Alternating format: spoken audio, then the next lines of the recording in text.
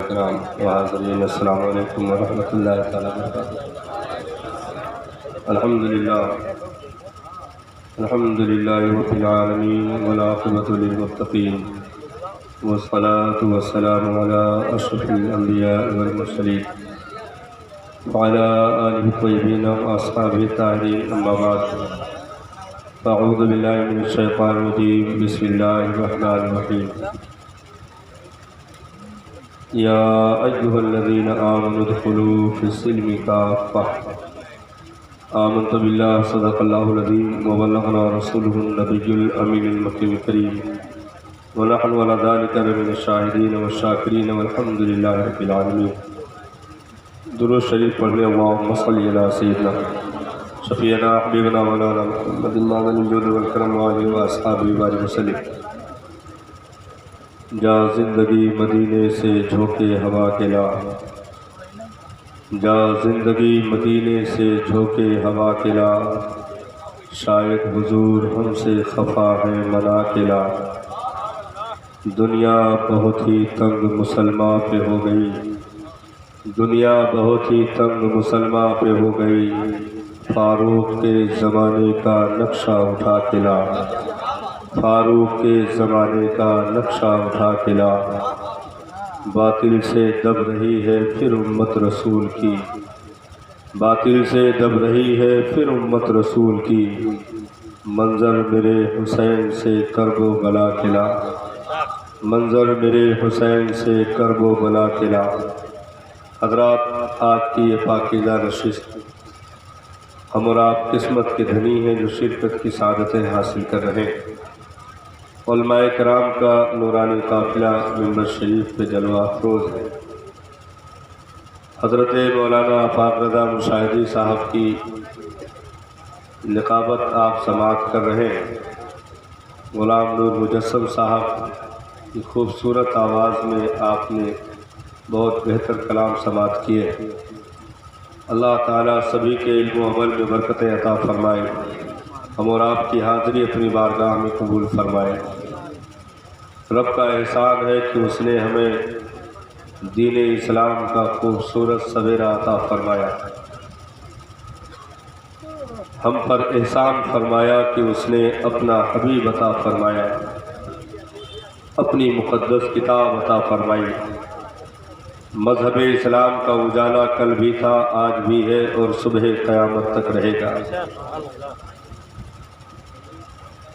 ہر دور میں اس چراغ کو گل کرنے کی ناپاک سازشیں رچی گئیں، لیکن یاد رکھو پھوکوں سے چراغ بجھایا نہ جائے گا۔ بجھانے والے مٹ گئے، ان کی نسلیں تباہ و برباد ہو گئی۔ تھوڑا دائرہ آواز خراب کر رہا۔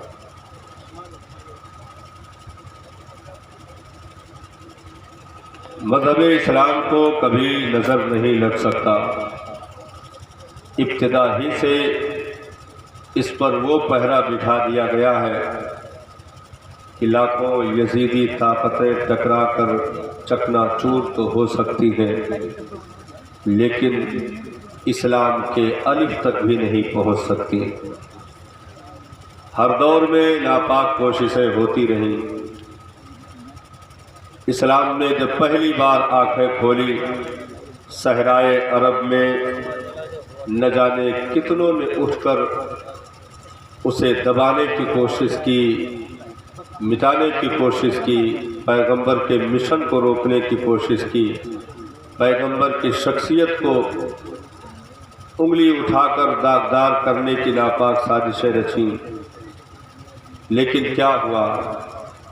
وہی کعبہ ہے، وہی حرم ہے، اسی کعبے کے چھت پر وہی بلال کھڑا ہے جس کے پیر میں رسیاں ڈالی گئی تھی، وہی بلال کھڑے ہو کر صدائے توحید بلند کر رہا ہے جس کے سینے پر وزنی پتھر رکھا گیا تھا، وہی حرم ہے، وہی کعبہ ہے، وہی خدا کا گھر ہے۔ صدائے لاہوتی بلند ہوتی ہے، دنیا کو پیغام دیا جاتا ہے کہ یہ آواز ایک وقت کے لیے نہیں ہے، بلکہ صبح قیامت تک کے لیے ہے۔ لاکھوں میناروں کی صداؤں کو خاموش کر دیا جائے گا، لاکھوں محرابوں کی صداؤں کو خاموش کر دیا جائے گا، لیکن کعبہ کے چھت سے اٹھی ہوئی آواز صبح قیامت تک گونجتی رہے گی، کیونکہ ہم کسی اینٹ اور دیوار کی محتاج نہیں ہیں۔ پروردگار عالم کی پیدا کردہ یہ زمین ہے، یہ آسمان ہے، ذرے ذرے اس کی ثنا کر رہے ہیں، چپے چپے اس کے نغمے گا رہے ہیں۔ دین اسلام کا سویرا کل بھی تھا، آج بھی ہے۔ ہماری نسلیں اگر اس سے قریب ہیں تو ہم مبارکباد کے لائق ہیں۔ ہم اور آپ مقدر کے دھنی ہیں کہ دائرہ اسلام ہم کو نصیب ہو گیا۔ یاد رکھو، اسلام کسی بھی دور میں ماننے والوں کا محتاج نہیں رہا۔ اسلام کسی بھی دور میں ماننے والوں کا محتاج نہیں رہا۔ یہ کبھی نہیں ہو سکا کہ چند افراد اگر الگ ہو جائیں تو یہ کہا جائے کہ بڑی کمزوری آ گئی، اب کیا کیا جائے گا۔ یہ حرکتیں بہت پہلے بالکل ابتدا میں ہو چکی ہے، یہ حرکتیں بہت پہلے ہو چکی ہیں۔ جب بدر کے لیے سرکار صحابہ کی مائیت میں نکلے، منافقین بھی ساتھ ساتھ تھے، اچھی خاصی تعداد تھی، 700 سے اوپر تجاوز کر رہی تھی وہ تعداد۔ منافقین کو یہ تھا کہ ابو سفیان کے ساتھ جو قافلہ شام سے آ رہا ہے اس کو پکڑنے کے لیے سب جا رہے ہیں، پکڑیں گے تو لمبا مال ہاتھ آ جائے گا، تجارت سے اچھا منافع ملا ہے، بہت سارے مال و اسباب لدے آ رہے ہیں، تو پکڑا جائے گا، بہت سارے جانور ہاتھ آ جائیں گے، سونا چاندی ہاتھ آ جائے گا، زر و جواہرات ہاتھ آ جائیں گے۔ لیکن جب آدھے راستے پر پہنچے، تقریباً 3 میل جب پہنچے تو یہ خبر ہوئی کہ ابو سفیان کا قافلہ اس راستے پر نہیں آ رہا ہے، بلکہ وہ سمندری راستہ اختیار کر کے مکہ پہنچ چکا ہے۔ اب یہ ہوا کہ بھئی قافلے کو پکڑنے کا تو منصوبہ بیکار ہو گیا، لیکن پھر ایک خبر اور ملی کہ ابو جہل 1000 لوگوں کو اپنے ساتھ لے کر کے بدر سے قریب ہو رہا ہے۔ اب سرکار نے ارشاد فرمایا کہ صحابہ حالات ایسے ہیں، اب مشورہ دو کیا کیا جائے۔ صحابہ نے عرض کی سرکار بدر تو بہت قریب ہے، اگر آپ سمندروں میں بھی گھوڑا ڈالنے کے لیے ارشاد فرمائے تو ہم تیار ہیں، ہم ذرہ برابر بھی پیچھے ہٹنے والے نہیں، ہم ایک قدم بھی ادھر ادھر ہونے والے نہیں۔ ہم نے پیچھے تعداد دیکھ کر کے دین کا کلمہ نہیں پڑھا ہے، بلکہ رخ والضحیٰ کی مسکراہٹ دیکھتے ہوئے ہم نے دین کے شیدائی ہونے کا اپنے آپ کو ڈال کر عہد و پیمان کیا ہے۔ ہم نے اسلام کا کلمہ پڑھا ہے، ہم کسی تعداد کے بلبوتے پر یہاں نہیں پہنچے ہیں، ہم تیر و تبر تلوار نیزہ و بھالے کی بنیاد پر یہاں نہیں پہنچے ہیں۔ میرے آقا آپ حکم فرمائے، ہم تو سمندروں میں بھی گھوڑے ڈالنے کے لیے تیار ہیں، کیسر و کسرا سے بھی ایسی بے سر و سامانی میں ہم جنگ چھیڑنے کے لیے تیار ہیں۔ تو اب صحابہ کا تو یہ بیان تھا، لیکن جو منافق تھے تقریباً 3.25 یا 400 کی تعداد پہنچ جاتی ہے منافقین کی، انہوں نے پہلے جو ساتھ دیا تھا مال کے چکر میں، لیکن اب وہ معاملہ ختم ہو چکا تھا، اب مال کا نہیں صرف ایمان کا جانچ ہونا تھا، ایمان کی فرق ہونی تھی۔ اگر مال باقی ہوتا سب پہنچ جاتے تو پھر ایمان والوں میں غیر ایمان والوں میں بالکل فرق ظاہر نہ ہوتا۔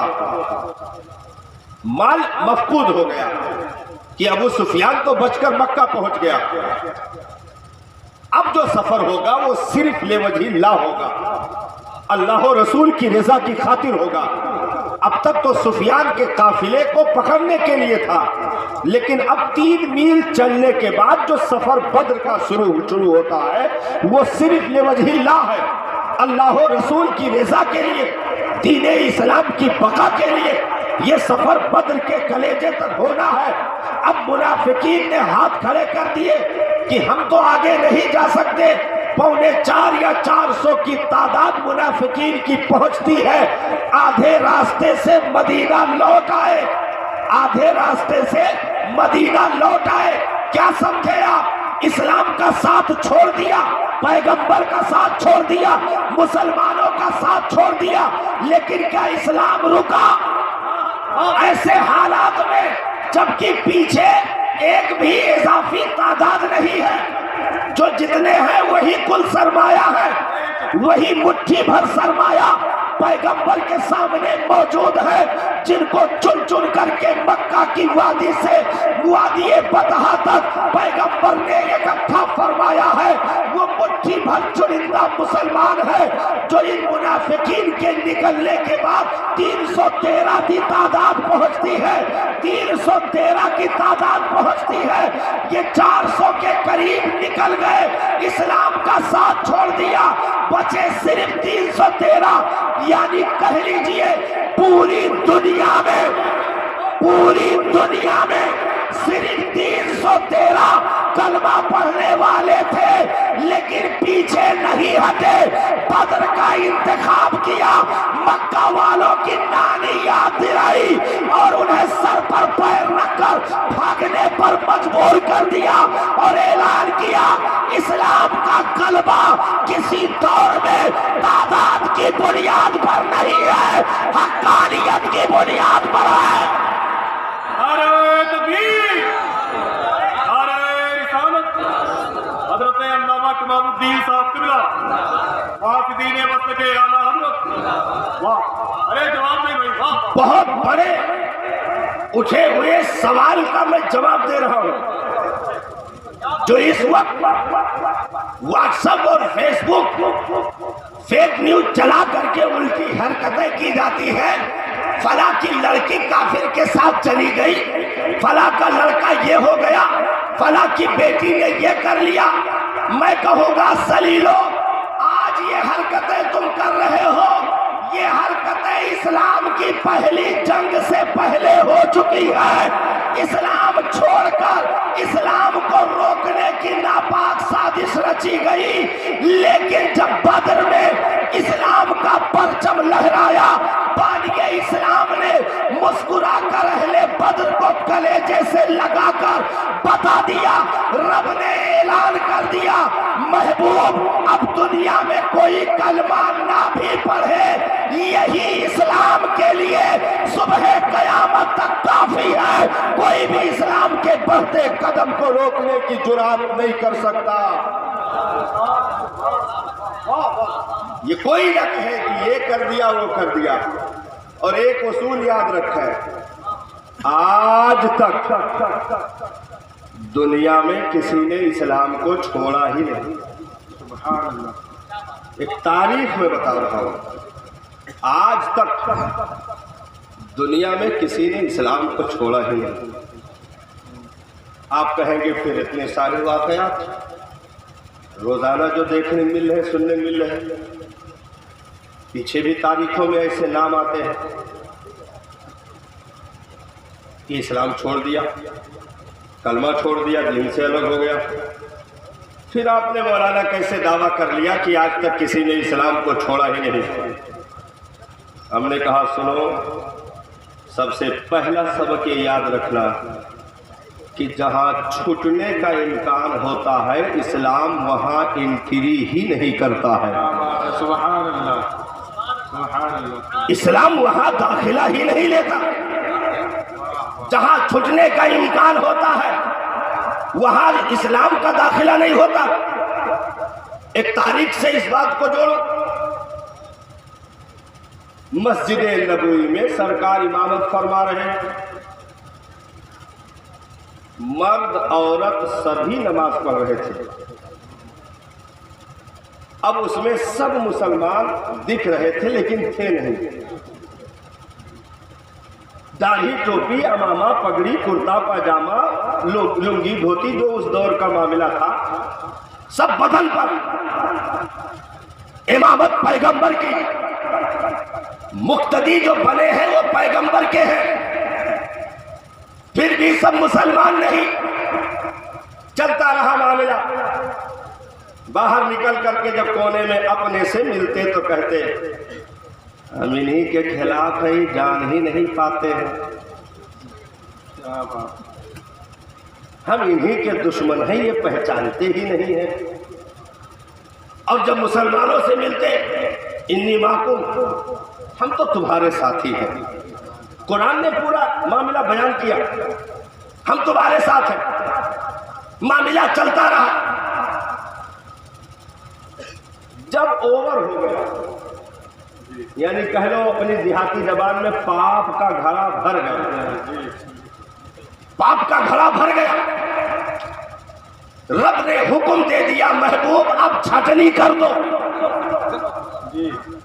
महबूब अब इनकी छटाई करो। पैगंबर ने मस्जिद नबवी के मिंबर से ऐलान फरमाया, ओए मुनाफिकीन जितने हो मस्जिद से निकलो, जितने हो निकल जाओ। अब सब एक दूसरे का मुंह देख रहे थे कि भाई तुम होगे मुनाफिक, हम तो नहीं है।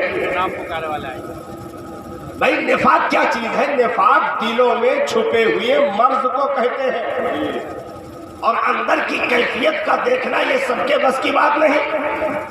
तो नबी ने कहा जितने मुनाफिक हैं, भाई नबी अगर ये कहते कि जितने कोढ़ी हैं निकल जाए, तो सब एक दूसरे जाहिर देखते कि भाई किसका ऐठा है, निकालो। जितने लंगड़े हैं निकल जाए तो सब पैर देखते, जितने अंधे हैं निकल जाए तो सब आंख देखते। लेकिन ऐसी जगह की बात हो रही है जहां किसी की निगाह नहीं पहुंच सकती, तो जहां इंसान इंसानी निगाहें थक जाए वहां मुस्तफा की निगाह काम करती है। बेशक नबी ने इरशाद फरमाया निकलो, चलो बाहर हो जाओ। अब एक दूसरे को मुंह देख रहे हैं कि भाई हम नहीं निकलेंगे तो जान छोड़ो पाएंगे। नबी ने फिर इरशाद फरमाया निकलते हो कि नाम ले लूं? बेशक निकलते हो कि नाम ले लेकर पुकारा जाए? तब भी नहीं उठे, तब भी नहीं उठे, यानी खाली ढीठ नहीं, घाक बन गए, घाक बन गए। हजरत मीर जहां बैठ गए, लात भूसे भी पड़े, उठ ना सके, लेट गए। क्या बात। जब एक मर्तबा कहा तो निकल जाना चाहिए, नहीं उठे। कहा नाम ले लेके पुकारो, तब भी नहीं उठे। फिर नबी ने इरशाद फरमाया फला तू मुनाफिक है, उठ निकल। ए फला तू मुनाफिक है, उठ कर निकल जा। जबकि अभी मुसलमानों की तादाद 1000 से तजावुज नहीं की थी, 1000 से तजावुज नहीं की थी। और ये गंदगियों को साफ किया गया, निकाल करके मस्जिद नबवी से बाहर किया गया। एक बड़ी लंबी जमात के साथ मर्द और औरत जो निफाक के मर्ज में मुब्तला थे, अंदर से पैगंबर के दुश्मन थे, दीन इस्लाम के दुश्मन थे, मस्जिद से निकाल कर बाहर कर दिया। तो सुनो, इस्लाम ऐसा सुथरा मजहब है जो जर्रा बराबर गंदगियों को बर्दाश्त नहीं करता। मस्जिद में आने के बाद भी वो बाहर करने की ताकत रखता है। तो जो अंदर ही नहीं आए उनको इस्लाम ने कैसे एक्सेप्ट कर लिया, इस्लाम ने कैसे अपना लिया? जहां निकलने का इम्कान होता है इस्लाम वहां एंट्री नहीं करता है, इस्लाम वहां दाखिला नहीं करता है। दाढ़ी आ जाए तब भी इस्लाम एंट्री नहीं करता, टोपी आ जाए तब भी इस्लाम दाखिला नहीं करता, कुर्ता पजामा आ जाए तब भी इस्लाम का दाखिला नहीं होता। तुम अपनी तमाम तर सूरत मुसलमानों की तरह, मोमिनों की तरह पता बना लो। अगर निकलने का इम्कान है तो इस्लाम वहां पर दाखिला ही नहीं लेता है। तो कोई ये ना कहे हमने इस्लाम को छोड़ दिया, बल्कि یہ کہو اسلام نے ایسے ذلیل کو چھوڑ دیا، سبحان اللہ ماشاء اللہ. یعنی رب نے اپنا پسندیدہ مذہب ایسے ذلیل سے چھوڑا لیا. صحیح ہے. بھائی اسلام ٹکتا کیسے ہے، اسلام کی انٹری کیسے ہوتی ہے؟ تو سنو، پہلے تمام بیماریوں کو دور کیا جاتا ہے، پہلے تمام بیماریوں کو دور کیا جاتا ہے، اور انٹری کرتے کرتے اسلام اس کو ایسا اچلا کر دیتا ہے جیسے ابھی ماں کے شکم سے پیدا ہوا ہو. بے شک. سبحان اللہ. ماں کے شکم سے پیدا ہوا ہو، ایسی جگہ پر اسلام رہنا پسند کرتا ہے. سبحان اللہ. وہ اوباش آدمی جس کے گھر میں تو چھوڑو، جس کی زبان پر بھی قرآن کی ایک آیت نہ آئی ہو، دل میں قرآن کی ایک آیت بھی تحریر نہ ہوئی ہو، زبان پر کوئی اسلام کا کلمہ جاری نہ ہوا ہو، راتوں دن آنکھوں میں زنا کے اثرات، زبان گناہوں سے لتھڑی ہوئی، قوت سماعت برباد، سوچو فکر میں گندگیاں بھری ہوئی، ایسی ساری بیماریاں اکٹھا ہو کر کے دل کو سیاہ کر دی، دل بھی کالا ہو گیا.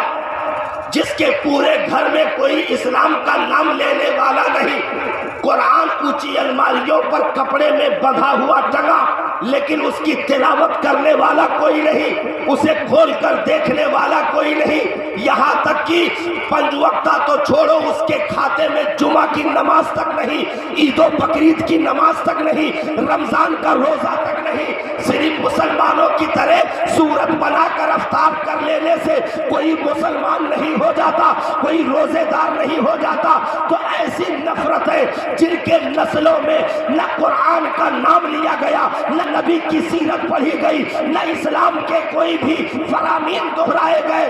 تو ایسی گندگیاں جب نسلوں میں پلتی ہے تو اب وہ چونکہ مسلمانوں کے نام پر کلنک ہے، اسلام کے نام پر کلنک ہے، اب ایسے کی ذمہ داری نہ خدا لیتا ہے نہ نبی لیتے ہیں، نہ خدا لیتا ہے نہ نبی لیتے ہیں. اب وہ چاہے یہودی ہو کر مرے، رب پر کوئی ذمہ نہیں، وہ چاہے نصرانی ہو کر مرے، نبی پر کوئی ذمہ نہیں، وہ چاہے مجوسی ہو کر مرے، رب پر کوئی ذمہ نہیں، وہ چاہے یہودی ہو کر مرے، نبی پر کوئی ذمہ نہیں، وہ چاہے کرسچین ہو کر مرے، خدا پر کوئی ذمہ نہیں.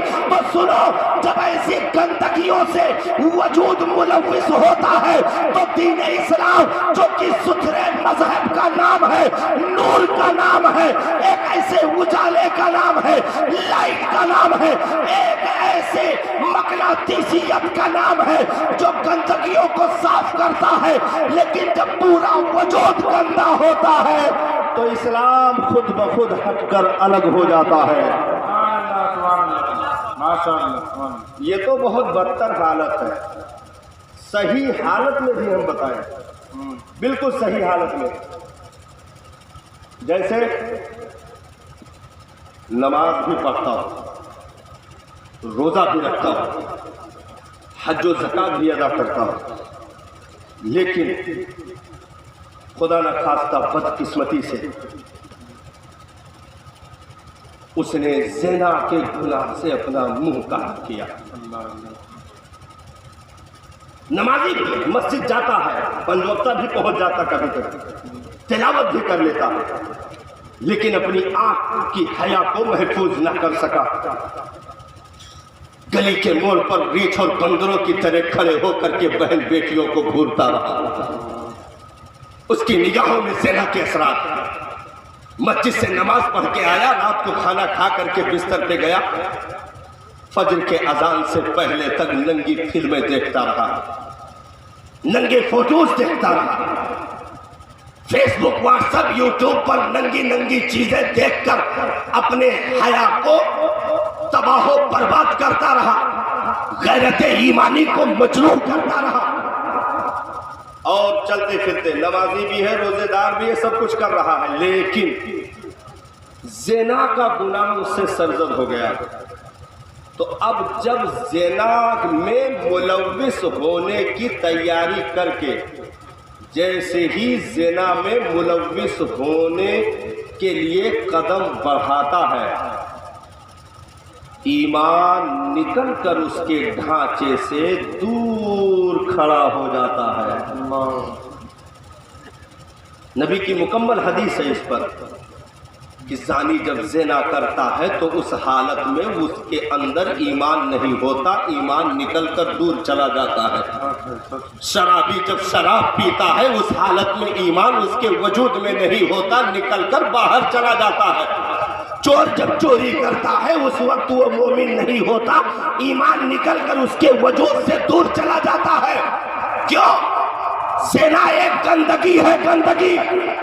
تم نے وجود کو گندگی میں اتارا تو اسلام، ایمان، وجود، ان وجود کے ساتھ گندگیوں میں اترنے کے لیے تیار نہیں، وہ نکل جائے گا۔ اور اگر اسی حالت میں موت آ گئی یعنی زنا کرتے مر گیا تو کافر کی موت مرے گا، چوری کرتے مر گیا کافر کی موت مرے گا، شراب پیتے مر گیا کافر کی موت مرے گا۔ کیوں؟ کیونکہ اسلام گندگیوں کا ساتھی نہیں ہے۔ بہت اجلے لوگ ہیں امت میں جن کے ساتھ اسلام چلنے پر خوش ہے، بڑھ بھی رہا ہے، پل بھی رہا ہے۔ اسلام کو گندگیاں ڈھونے کی عادت نہیں۔ مکہ میں پیدا ہونے والا، ہاشمی کرشی خاندان سے تعلق رکھنے والا، لیکن اگر گندگی ابو جہل بن کر چرم سیما پر پہنچ جائے تو اسلام انٹری نہیں کرتا۔ کوئی تڑپنے والا حبشہ کا ہو، کوئی تڑپنے والا فارس کا ہو، کوئی تڑپنے والا قرن کا ہو، تو اسلام اتنی دور کی مسافت طے کر کے اس کے کلیجے میں گھر کر لیتا ہے، اس کے وجود کو اجلا کر دیتا ہے۔ لیکن قریب رہنے والا اگر گندگیوں میں ملوث ہے تو اسلام اس کو بھاؤ نہیں دیتا۔ تو آج ہم اور آپ پر اسلام کا احسان ہے، ہمارا اسلام پر احسان نہیں۔ کیوں؟ کیونکہ اسلام کی ضرورتیں پوری ہو چکی ہیں اور اسلام کو بہت سنہرا دور، خیر القرون جیسا دور مل چکا ہے۔ اسلام بھائی پوری امت مل کر آج تک دین کے لیے کوئی کام کیا جو اس وقت پوری امت دنیا میں موجود ہے، 1 ارب 40 کروڑ سے زائد، دین کے لیے کوئی کام ہوا نہیں۔ 57 سے 58 ملک جو اپنے آپ کو مسلم ملک کہتے ہیں وہ تو ایسے بے غیرت ہو گئے کہ دوسرے ملک والا تو ان سے بہتر نکلا۔ لڑکے پیدا ہوئے تو ان کو شہزادے اور پرنس کا خطاب دے کر کے زانی اور شرابی بنا دیا۔ سونے کی جہازوں میں سفر شروع ہو گیا، ہیرے جواہرات سے مرصع محل میں رہنے کے تمام تر ترکیبیں کیا دیا 57 ملکوں نے؟ اسی کعبے کی کمائی سے امریکہ جیسی گندر خنزیر کھانے والی قوموں کی پرورش اسی سعودی عرب میں کی گئی، جہاں جوتے چپل پہن کر چلنے کے لیے، قرآن کی بے حرمتی کرنے کے لیے 24 گھنٹے لوگ تعینات۔ ایسے لوگوں کو اگر مسلم ممالک کا آدمی کہا جائے تو یہ مسلم ممالک کی بھی بے عزتی ہوگی۔ کیا کیا پوری دنیا نے اسلام کے لیے؟ کیا کیا تھا؟ کچھ نہیں کیا۔ کہو گے نماز پڑھا، مسجد خوبصورت بنوا دی، اے سی لگوا دیا، کولر لگوا دیا، لمبی مہنگی قالینیں بچھوا دی۔ ہم نے کہا ذلیل کہیں گے اس میں دین کا کون سا کام ہے؟ یہ تو بنا نماز پڑھا خود کے لیے، مسجد بنائی خود کے لیے، اس کو مرصع کیا خود کے لیے، زینت دی خود کے لیے، مہنگی قالین خود کے لیے، ساری چیزیں، حج بھی کیا خود کے لیے، روزہ بھی رکھا اپنی ذات کے لیے۔ اسلام کے لیے کون سا کام کیا؟ اسلام کے لیے کون سا کام ہوا؟ نہ صاحب، اسلام کے لیے ادھر یہ جو صدیاں چل رہی ہیں اسلام کے لیے کوئی کام نہ ہو سکا. مہنگی مہنگی قالینیں اسلام کے لیے نہیں ہوتی. 50 حج کرنا یہ اسلام کے لیے نہیں ہوتا، اپنی ذات کے لیے ہوتا ہے. اگر نماز روزہ حج و زکات اسلام کے لیے ہوتے تو ہم سے زیادہ نمازی بھی گزر چکے ہیں، ہم سے زیادہ حاجی بھی گزر چکے ہیں. امام حسین میرے کربلا نے 25 حج پیدل چل کر ادا کیا. 25 حج، دونوں بھائیوں کا 25 حج ہے، امام حسن کا بھی امام حسین کا بھی. 25 حج پیدل چل کر. آج 25 کی تعداد کوئی پورا تو کر سکتا ہے لیکن پیدل نہیں. ایسے دشوار گزار راستے جبکہ ہموار نہیں تھے، ایسے دشوار گزار راستوں سے پرپیچ راستوں سے گزر کر کے کعبہ کا 25 حج کرنا، یہ جگر گوش ہے رسول خاتون جنت کے نور نظر علی گل مرتضیٰ کے جگر کے ٹکڑے حسین اعظم کا کمال ہے. تو اگر 25 حج پیدل چل کر ادا کرنا یہ اسلام کے لیے ہوتا تو حسین پاک کو مدینہ چھوڑنے کی ضرورت نہیں تھی. مدینہ چھوڑنے کی ضرورت نہیں تھی. 25 حج پیدل ہے. نوافل کتنے ہیں وہ تو کوئی شمار نہیں کر سکتا. تہجد کبھی زندگی میں چھوٹی نہیں. عبادتوں کی تکبیر اولیٰ بھی غائب نہیں ہے. سب کچھ سلامت. صرف رمضان کا روزہ نہیں صاحب بلکہ سال کے 12 مہینوں میں چند مہینے صرف افطار اور کھانے کے گزرے ہوں گے، باقی پورے سال روزے کے روزے. نفلی روزے کی تعداد انگنت. حج بیت اللہ ایک فرض ہے، باقی جتنی کرو گے سب نفلی. تو نفلی حج کی تعداد، نفلی عبادتوں کی تعداد، نفلی روزوں کی تعداد، عبادتوں کی کوئی کمی نہیں ہے. اگر صرف عبادت سے دین کا کام ہو جاتا تو حسین ابن علی سے زیادہ امت میں عبادت گزار کون ہوگا؟ لیکن نہیں. 25 حج بھی ہے، نفلی عبادت بھی ہے، نفلی روزہ بھی ہے. اس کے بعد بھی نبی کے نواسے نے مدینہ کی وادی کو چھوڑ کر مکہ کو ہجرت کر لیا. مکہ سے ہجرت کر کے کوفہ کا سفر کر لیا. ریگزارے کربلا پر اتر کر کے 18 سال کا بیٹا دے دیا. علی اکبر کی جوانی، امام قاسم کی جوانی، عباس علم بردار کے بازو، حسن مجتبیٰ کی یادگاروں کا کٹنا، حسین اعظم کی یادگاروں کا کٹنا، ہم شبیہ مصطفیٰ کا لہو میں گلتا ہونا، یہ ساری چیزیں چلتی رہی. پتہ کیا چلا؟ حرم کا سجدہ اپنی ذات کے لیے ہے، کربلا میں بیٹے کا کٹانا اسلام کے لیے ہے. نعرہ تکبیر، نعرہ رسالت، پیداب امام حسین. ہم نے کیا کیا صاحب دین کے لیے؟ کچھ نہیں کیا. فری میں اسلام ہم کو مل گیا، فری میں گفٹ کر دیا گیا. کیسے پیدا ہوئے؟ ہماری مٹھیاں بند تھیں، وہ بھی کھلی نہیں تھیں. مسجد سے امام آئے، داہنے کان میں اذان، بائیں کان میں تکبیر بول کر کہا مبارک ہو تو مصطفیٰ کا غلام بن کر آیا ہے. نہ صدیاں جستجو کی ضرورت پڑی، نہ کسی تلاش، نہ گلی کوچوں میں پھٹکنا، نہ میلوں کا سفر کرنا، نہ دریاؤں کے لہروں پر، نہ تپتے ریگزاروں پر. کچھ نہیں کیا. ماں کی آغوش میں آنکھیں بند کیے پڑے تھے، جھولی میں دین اسلام ڈال دیا گیا. اٹھے تو دینی ماحول پایا، آنکھیں کھولی تو قرآن گھر میں موجود ہے، نبی کی شریعت موجود ہے، اسلام کا قانون موجود ہے، ساری چیزیں موجود. تو ہم نے تو فری میں سب کچھ پا لیا. اور یاد رکھو، فری میں اگر چیزیں مل جاتی ہیں تو قدر نعمت نہیں ہو پاتی. فری کی چیزیں جب ملتی ہیں تو نعمت کی قدر نہیں ہو پاتی.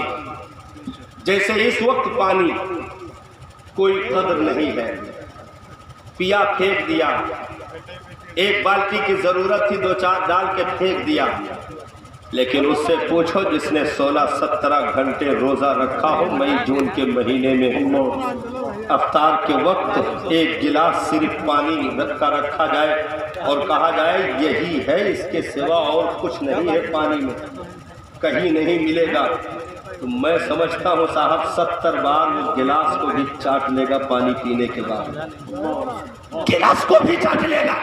کیوں؟ جب نعمت سختیوں کے بعد ملتی ہے، انتظار کے بعد ملتی ہے، تو اس کی قیمت سمجھی جاتی ہے۔ ان سے پوچھو جنہوں نے 300 سال کی عمریں پائی، 4-4 5-5 راہبوں کے گھروں میں جھاڑو لگایا، اس کی نوکری کی، اس کے بعد ڈاکوؤں نے پکڑ لیا، لا کر مدینہ کے بازار میں بیچ دیا، کھجوروں کے باغ میں کام کر رہے تھے، والیے بے کسا کے چہرے کا دیدار مل گیا، دوڑ کر پہنچے، نبی نے اپنے قدموں میں جگہ دے دی۔ تو اب سلمان فارسی سے پوچھو کہ اسلام کی قیمت کیا ہوتی ہے، اسلام کی قیمت کیا ہوتی ہے، جنہوں نے صدیاں گزار دی اسلام کے انتظار میں، ہم نے فری میں پایا۔ ان سے پوچھو جنہوں نے 70 لاکھ لاشیں احد کے گلیجے میں دفن کی ہو، سرکار کے شفیق چچا حضرت امیر حمزہ کی لاش کو اسی میدان میں دفن کیا گیا، ایک چادر وجود پر ڈالا گیا، صاحب چہرے کو ڈھکتے تھے تو قدم کھل جاتا تھا، قدم کو ڈھکتے تھے تو چہرہ کھل جاتا تھا، نبی کے آنکھوں سے آنسو جاری ہے، ارشاد فرمایا چچا کا چہرہ چادر سے ڈھک دو اور قدم پہ اس کی نامی گھاس ڈال کر کے قبر میں اتار دو۔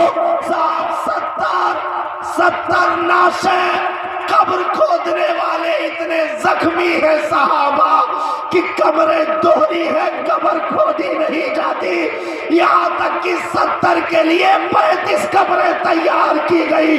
نبی نے ارشاد فرمایا ایک ایک قبر میں 2 لاشیں اتاری جائیں، 2 لاشوں کو دفن کیا جائے۔ صحابہ نے عرض کی سرکار کس کو پہلے اتارا جائے، کس کو بعد میں اتارا جائے؟ میرے مصطفیٰ نے ارشاد فرمایا جس کو قرآن زیادہ یاد ہو اسے قبر میں پہلے لٹایا جائے، جس کو قرآن کی آیتیں زیادہ یاد ہو اسے قبر میں پہلے سلایا جائے۔ مٹیاں برابر کر دی۔ نبی جب مدینہ پہنچے، چچا کی بیٹی آئی، ننھی عمر ہے، نبی کا دامن پکڑ لیا، پوچھنے لگی کہ بابا جان کہاں ہے؟ ابو نہیں آئے، ساتھ گئے تھے، لوٹ کر نہیں آئے۔ نبی کے آنکھوں میں آنسو ہے، جذب کرنے کی کوشش ہے، اور شفقت سے چچا کے بیٹی پر ہاتھ پھیرنا شروع کیا۔ بیٹی نے بھرائی ہوئی آواز میں کہا کہ سرکار اس طرح ہاتھ پھیر رہے ہیں جیسے میں یتیم ہو گئی ہوں، جیسے میرے سر سے باپ کا سایہ اٹھ گیا ہو۔ نبی نے کلیجے سے چمٹا لیا۔ ان سے پوچھو قرآن کی قیمت کیا ہے، اسلام کی قیمت کیا ہے، نبی کی ذات کی قیمت کیا ہے؟ جس نے اپنا بھائی قربان کیا، شوہر قربان کیا، باپ قربان کیا، اس خاتون سے کہا گیا یہ تیرے بھائی کی لاش پڑی ہے، کہا انا للہ و انا الیہ راجعون، یہ تیرے باپ کی لاش ہے، انا للہ پڑھا، یہ تیرے بیٹوں کی لاش ہے، انا للہ پڑھا، اور کہا یہ سب بعد میں، پہلے یہ بتاؤ میرے مسیحا کی خیریت کیسی ہے، مصطفیٰ کی طبیعت کیسی ہے، ان پر کوئی آنچ تو نہیں آئی ہے، ان پر کوئی دشمنوں کا اٹیک تو نہیں ہوا ہے، یعنی سب کچھ قربان ہے۔ اے عرب کے جان تیرے قدموں پر بیٹے بھی قربان ہے، باپ بھی قربان ہے، شوہر بھی قربان ہے، گھر بار بھی قربان ہے، کیونکہ یہیں پر دنیا بھی ہے، یہیں پر آخرت بھی ہے، یہیں پر جنت بھی چھپی ہوئی ہے۔ ان سے پوچھو، حضرت عمارہ سے پوچھو، ام عمارہ اسلام کی قیمت کیا ہے؟ 4 جوان بیٹے ام عمارہ کی خدمت میں حاضر ہیں۔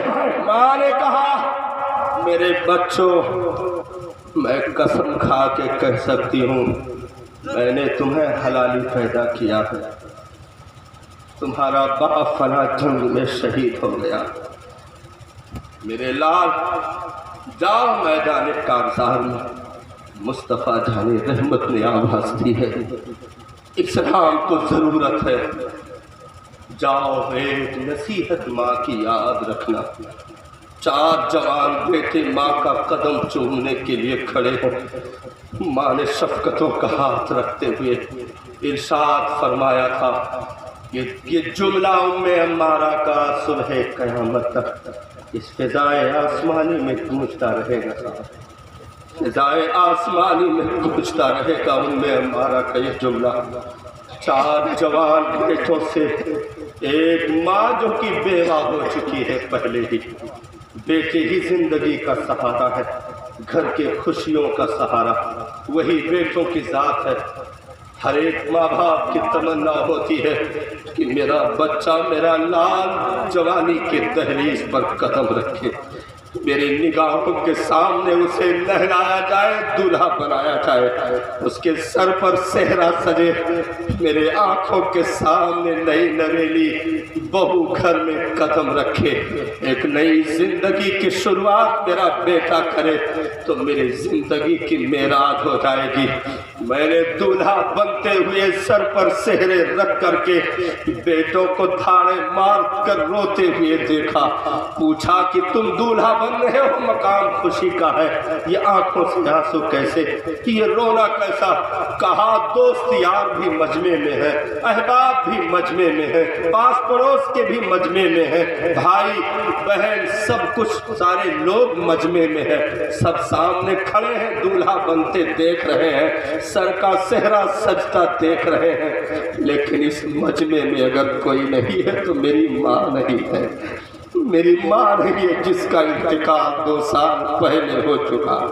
اس بوڑھی خاتون نے 9 مہینے کوکھ میں رکھ کر یہی تمنا کی تھی کہ میری امید آرزو پر آئے، میری تمنا پوری ہو جائے۔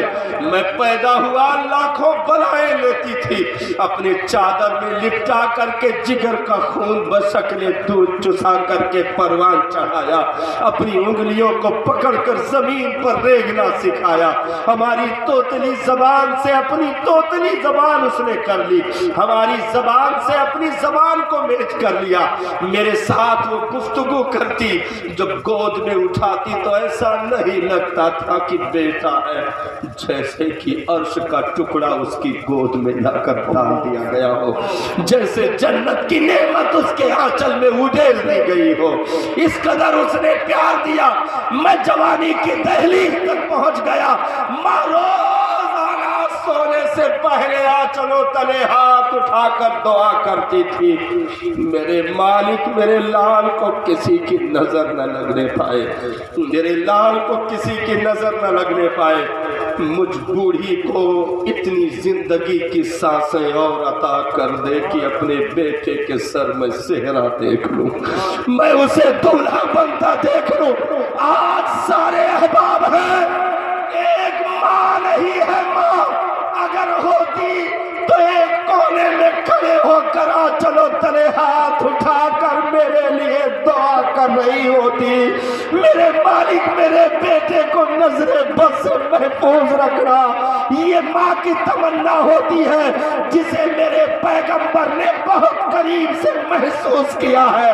6 سال کی عمر میں ابوا کے مقام پر ماں کے جنازے کو اپنے ننھے ہاتھوں سے جس پیغمبر نے دفن کیا ہو، جب پورے شباب پر اسلام کی کھیتی پہنچ گئی، 10,000 سے زائد صحابہ اسلام کا کلمہ پڑھ چکے، پوری مسجد نبوی کھچا کھچ نمازیوں سے بھری ہوئی ہے، میرے پیغمبر حجرے سے باہر نکلے، صحابہ استقبال میں کھڑے ہو گئے، بیچ سے راستہ دیا، میرے آقا آگے بڑھے، منبر پہ تشریف فرما ہوئے، مجمع دیکھا دیوانوں کا، جیسے کسان کھیت کے کنارے میڑ پر کھڑے ہو کر پکی ہوئی فصل دیکھ کر مسکراتا ہے کہ میرے راتوں دن کی ہر ریزی کام کر گئی، میری محنتیں کامیاب ہو گئی۔ میرے پیغمبر نے جب دیوانوں کی بھیڑ دیکھی، کیا مکہ میں سر پہ رکھی ہوئی اوجھڑی کا واقعہ نبی بھول چکے تھے؟ کیا بلال کو کے نکلی زبان انگلی آنکھوں کا منظر بھول چکے تھے؟ کیا حضرت سمیہ کے لاف کے نیچے پڑے ہوئے نیزے کا وہ کربلا چیخ بوڑھی خاتون شہید ہو گئی، کیا وہ آہیں نبی بھول چکے تھے؟ کیا حضرت یاسر کا آگ کے انگاروں عمار کا یاد انگاروں پر لٹایا جانا جس کے جسم کی چربیوں سے آگ کے شعلے بجھ گئے ہو، کیا نبی وہ منظر بھول گئے تھے؟ لالا صاحب، وہ ساری انگریزیاں، وہ ساری شہادتیں، وہ ساری قربانیاں نبی کے نگاہوں کے سامنے ہیں۔ آج صحابہ کا جم غفیر ہے، پوری مسجد کھچا کھچ بھری ہوئی ہے۔ میرے پیغمبر نے ایک آہ بھری اور سرد آہ کھینچتے ہوئے نبی نے ارشاد فرمایا، کاش میری ماں آمنہ آج موجود ہوتی، آج میری ماں آمنہ موجود ہوتی۔ دکھوں کا دور دیکھا تھا، شادی ہوتے 40 روز کے بعد شوہر کا انتقال ہو گیا، بیوگی کی زندگی گزاری، میں ملا کہ سکون ملے، لیکن زندگی نے وفا نہ کیا، رخصت ہو گئی۔ کاش آج اپنے بیٹے کو کامیابیوں کے زینے پر قدم رکھتا میری ماں دیکھتی، آنچلوں تلے ہاتھ اٹھا کر دعا دیتی، میں نماز میں ہوتا وہ صدا لگاتی، میں موقوف کر کے اس کی صدا پر لبیک کہہ دیتا، میں اس کی صدا پر لبیک کہہ دیتا۔ تو ایک ماں کی ممتا، اپنے اولاد کے لیے کھانا نہ ملے، پانی نہ ملے، اولاد کی زیارت ہو جائے تو اس کی بھوک بھی مٹ جاتی ہے، اس کی پیاس بھی چلی جاتی ہے۔ اس لیے نوجوانوں، یہ ماں باپ بہت گھنے سائے ہیں اس دنیا کی زندگی میں، یہ سائے جب روٹتے ہیں تو دوسرا سایہ اولادوں کو اس زمین پر میسر نہیں آتا ہے۔ اس لیے اس نعمت کی ناقدری نہ کرنا، کیونکہ تمہاری جنت کعبہ کے غلاف میں نہیں، بوڑھی ماں کے تلوے میں چھپا کر کے رکھی گئی ہے، بوڑھی ماں کے قدموں میں چھپا کر کے رکھی گئی ہے۔ اولاد جوان ہو گئی، طاقتور ہو گئی، بیٹا کمانے لگا، بیٹی پڑھ کر پاس ہو گئی، اب انہوں نے ایک دن جا کر کے کہہ دیا ہم اپنی مرضی کی شادی کرنا چاہتے ہیں، ہم اپنے مرضی کا رشتہ چن لیے ہیں، نہیں مانے تو بھاگ جائیں گے۔ یہ الٹی حرکتیں، کہتے ہیں جو 2-4 سال تم نے خدمت کیا قیمت بتاؤ۔ ایک صاحب آئے ہمارے پاس، کہا حضرت کوئی تعویذ بنا دیجیے۔ میں نے کہا کیسی تعویذ؟ تو آپ کو بنا ہی دینا چاہیے ماشاءاللہ۔ کہا بیٹا بگڑ گیا۔ جی، کہا بیٹا بگڑ گیا۔ میں نے کہا کیا ہو گیا بیٹا، کیا کہہ رہا، کیسے بگڑ گیا؟ تو سنیے حضرت، جی کرم فرمائیں۔ جگر کو چیرنے والے جملے۔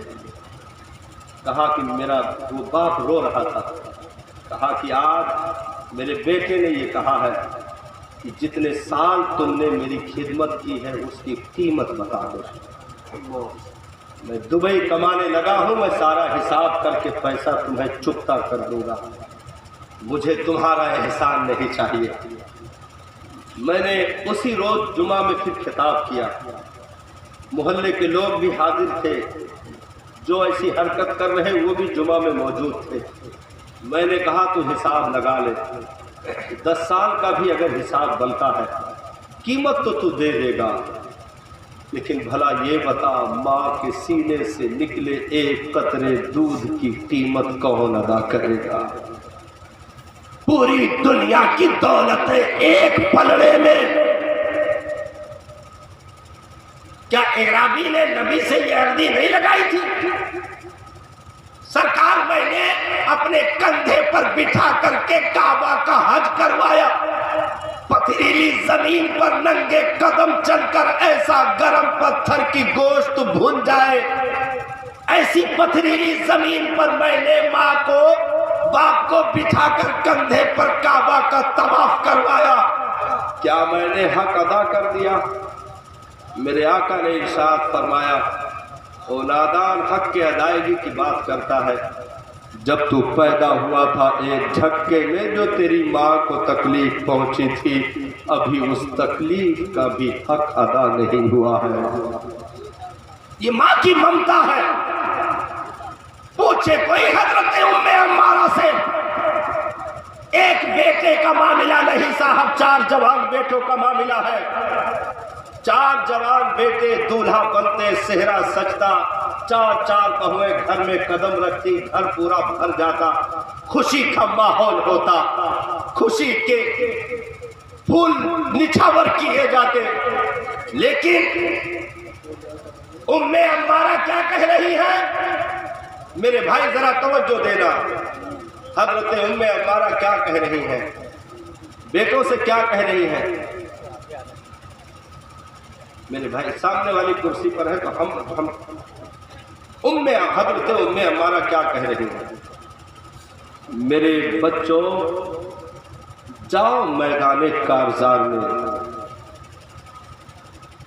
میں نے ایک ایک قطرے جو دودھ پلا کر کے تمہیں پروان چڑھایا ہے، اگر اس کا حق ادا کرنا چاہتے ہو تو میری یہ آخری وصیت ہے، جاؤ میدان کارزار میں، زندہ واپس اس دنیا میں مجھ سے ملاقات نہ کرنا، جا کر محسن انسانیت کے قدموں پہ اپنی جان دے دو، جا کر نبی کے آبرو پر اپنے آپ کو قربان کر دو۔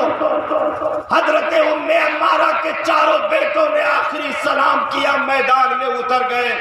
جب میدان کارزار مکمل ہوا تو لاشوں کو نبی نے اکٹھا کرنے کا حکم دیا۔ ام عمارہ کے 4 جوان بیٹوں کی لاش لا کر اکٹھا لٹائی گئی، ماں کو بلایا گیا، ام عمارہ آ جاؤ، دیکھ لو تمہارے 4 جوان بیٹوں کی لاش رکھی ہوئی ہے، چاروں جام شہادت پی چکے ہیں۔ ام عمارہ کو تو بے ہوش ہو جانا چاہیے، گش آنی چاہیے، لیکن نہیں صاحب، ام عمارہ کا یہ جملہ پوری دنیا میں گونجتا رہے گا۔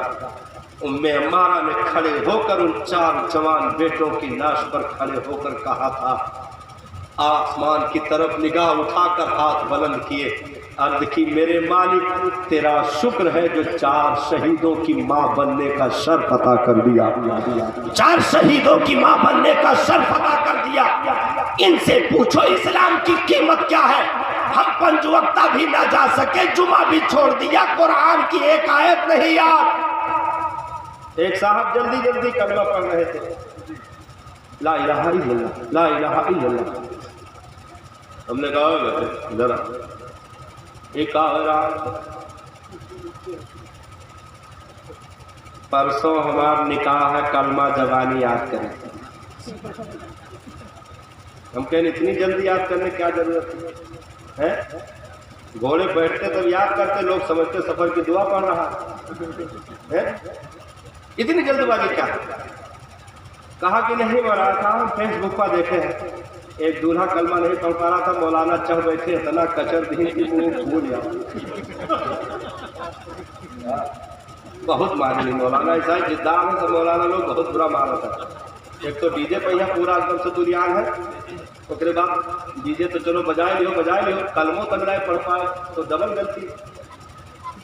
تو کلمہ زبانی یاد کر رہے ہیں۔ ہم نے کہا جس قوم کو 1 سطر کا کلمہ اپنے دین کا زبانی نہ یاد ہو سکے، سگی ماں کے جنازے پر کھڑا ہو، جنازے کی دعا نہ یاد ہو، عید بقرعید میں عیدگاہ میں کھڑے ہو کر ایٹنگ کرے۔ آدھے زیادہ لوگوں کو ایٹنگیں کرتے سلام امام پھیر دیتا۔ امام نے کہا اللہ اکبر تو انہوں نے نیت باندھ لیا، بغل میں دیکھا ایک چھوڑے ہوئے ہیں، چھوڑ دیا، پھر دوسری بار اللہ اکبر باندھ لیا، ادھر دیکھا یہ چھوڑے ہوئے ہیں، چھوڑ دیا، پھر ادھر دیکھا یہ باندھے ہوئے تھے، پھر باندھ لیا۔ یہ ایٹنگیں کرتے رہے اور 2 رکعت نکل گئی۔ 2 لوگ تو ہاپتے ڈاکتے پچھلی صف میں بیٹھے ہوئے تھے، ان کی 1 رکعت چھٹی تھی، 1 پا گئے تھے، ایک پوری کی سلام پھیرا ہاپتے ہوئے ایک دوسرے سے بات کر رہے تھے۔ مزہ آ گیا، بہت محنت کیا، جا کے نماز 1 رکعت کم سے کم مل گئی، نے پورے سال کے محنت خراب ہو جاتی ہے۔ पूरे साल के मेहनत बर्बाद हो जाती। तो दूसरा कह रहा चुप रहो, हमारी वजह से तुम्हारी नमाज बची है, वजू करने में फंसते तो सब चली जाती। हाँ, वजू करने के चक्कर में फंसते तो सब चली जाती। तो जिस कौम को ईद बकरीद की नमाज जा करके बड़े तुर्रम खां अंदाज में बोलते हैं इमाम साहब नियत बताए दो, हमने कहा क्या जहन है तुम्हारा, क्या जहन है तुम्हारा भाई, इतना तो रोजाना बादाम खाने वाला और मुरग्गन गिज़ा खाने वाला तेज जहन का ना होगा कि इधर बताओ उधर याद। हाँ भाई, साल भर जिसको न याद हुआ हो वो इमाम इधर बताएगा और इधर इसको पूरा सब 2 रकात का ज़बानी याद भी हो जाएगा। इमाम उधर जनाजे का मामला बताएगा, इधर ये नियत और दुआ सब कुछ ज़बानी फटाफट याद कर लेगा। हमने कहा इतने बड़े काबिल थे तो प्राइमरी और नर्सरी तो उछिन्न हो जाना चाहिए, डायरेक्ट फजीलत में एडमिशन होना चाहिए। इतने काबिल बने कहाँ बड़े पड़े थे अभी तक, इतनी कौमें मुस्लिम पीछे क्यों चली गई? सुनो, ढोंग रचने से इबादत नहीं होती, नाटक करने से जनाजा नहीं होता। सगी माँ के जनाजे पर झूठी नियत बांधकर खड़े होने वाला वो तो कल को जब आंखें बंद होगी तब पूछा जाएगा क्या माँ का यही हक था कि मरने के बाद तुम मगफिरत की दुआ न कर सका, उसके सिरहाने खड़े होकर कुरान की चंद आयतें न पढ़ सका? क्या यही है सदका जारिया? हमें दर्द इसलिए नहीं है क्योंकि हमने ना कुर्बानी दी ना देखी, ना हमने कुर्बानी दी ना देखी। उनसे पूछो जिन्होंने अपने कंधों पर इस्लाम को लेकर सफर करवाया हो। हाँ, पूछो अली की लाडली बेटी हुसैन इब्ने अली की बहन से, जिन्होंने अली का भी किरदार खातून जन्नत का भी किरदार करबला में निभाया हो। पूछो हजरत सैयदा ज़ैनब से इस्लाम का दर्द क्या है। जंग के बाद खेमे को आग लगा दिया गया, हजरत ज़ैनब के हाथ पीछे रस्सियों से बंधे हुए, सर से चादर खींच ली गई, उसके बाद भी जलते हुए अंगारों में अली की बेटी ने छलांग लगा दी। बीमार ज़ैनुल आबिदीन को अपनी पुश्त पर लेकर के बाहर निकाला। पूछो उनसे इस्लाम का दर्द क्या होता है, कुरान की हिफाजत क्या होती है। आखिरी सजदे में जाने वाले, फिर नेज़े पर कुरान पढ़ने वाले हुसैन इब्ने अली से पूछो कि कुरान की अजमत क्या होती है, उसके आबरू की रक्षा और उसकी हिफाजत क्या होती है। हमने ना कुर्बानी दी ना देखा, अपनी नस्लों को हम मदरसों से दूर कर दिए, इदारों से दूर कर दिए, महंगी फीसें कॉलेजों में यूनिवर्सिटियों में देने के लिए राजी हो गए। हम आपके मिजाज का ड्रेस भी बनवाएंगे, आपके हिसाब से हम कोर्स का पूरा सिस्टम भी ले लेंगे, बैग और ये वो जूता, ये लंच बॉक्स, पानी का बॉटल, सब कुछ। सुबह जो ज़िंदगी में अम्मा नमाज ना पढ़ी होगी फजर की, वो 6:30 बजे उठ कर जल्दी जल्दी पराठा देना। हाँ, अब्बा की अभी नींद नहीं पूरी हुई है, आधा चड्ढा में उठ के खड़े हो गए और लड़के को मोटरसाइकिल टंकी लाद के स्कूल के गेट तक पहुँच गए। 11:15 बजे रिसीव करने के लिए खड़े हो गए। मैंने कहा ये लगन अगर तुमने दीन के साथ दिखा दिया होता तो बेटा सिर्फ आलिम नहीं वली बन जाता। आलिम नहीं वली बन जाता।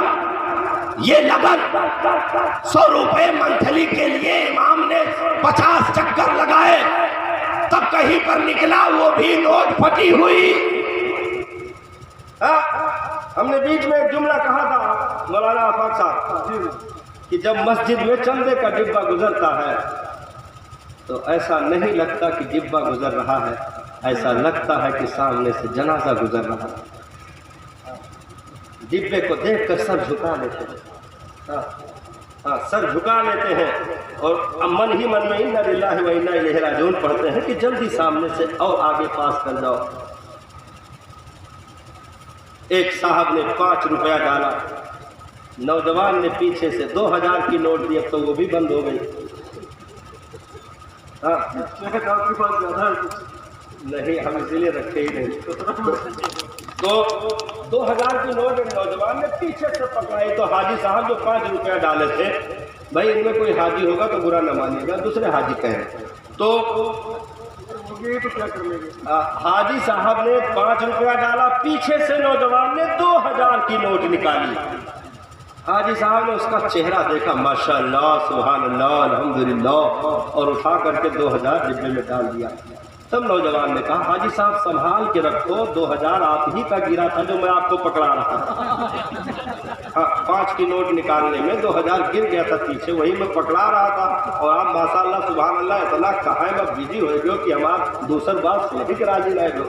हाँ, तो डिब्बे में आप ही का 2000 पहुंचा है, अब क्या करेंगे। हाँ, तो ये रहा दीन से लगा। मस्जिद मरसिया का है कि नमाजी ना रहे, आह वो साहिबे औसाफे हिजाजी ना रहे। मस्जिद तो बना ली सब भर में ईमा की हरारत वालों ने, मन अपना पुराना पापी था, बरसों में नमाजी बन ना सके।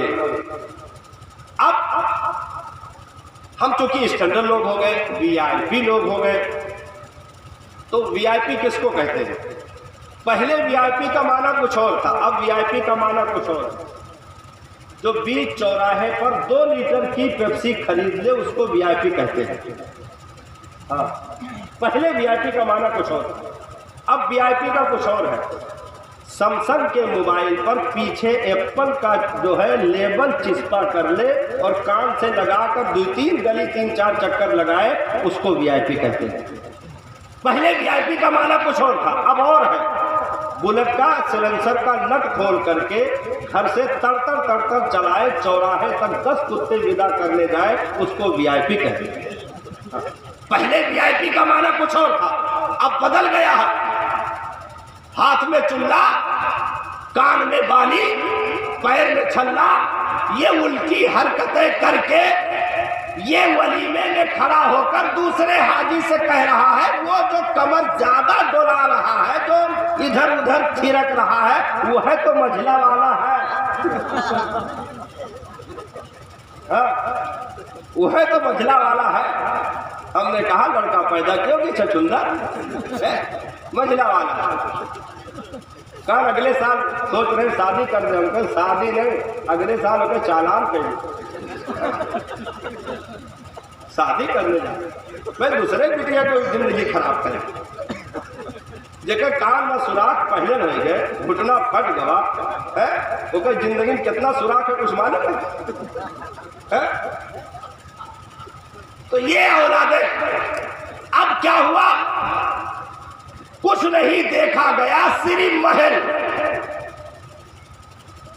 और जो देखने जाते हैं जिनको बर देखुआ कहते हैं, अल्लाह जाने कौन नाम रखी था। हाँ, बर देखुआ, ये बिल्कुल ट्रेंड होते हैं और बहुत माहिर होते हैं। दूर से 3 किलोमीटर दूर से भैंस देख करके बता सकते हैं कि बछड़ा है कि बछड़ी। हाँ, इतने माहिर होते हैं। वो सब जाते हैं लड़की देखने, तो उनको ट्रेंड किया जाता है, जाए उसे लीले न फंस जाए, देख लिए जाओ तो थोड़ा गौर की हो। अब आए लौट के क्या देखा? अरे मजा आएगा। उधर वाला जो रूम रहा ना, वो पूरे 12-22-13 का है। हाँ, मतलब खूब देख के आए, जो देखना था वो नहीं देखा। रात में गुजारिश कर रहा हूँ कि जितने लोग यहाँ मौजूद, माशाअल्लाह हज़रत की आमद हो रही है, हिंदुस्तान के बहुत बड़े खतीब की आमद हो रही है, माशाअल्लाह। नारे तकबीर, नारे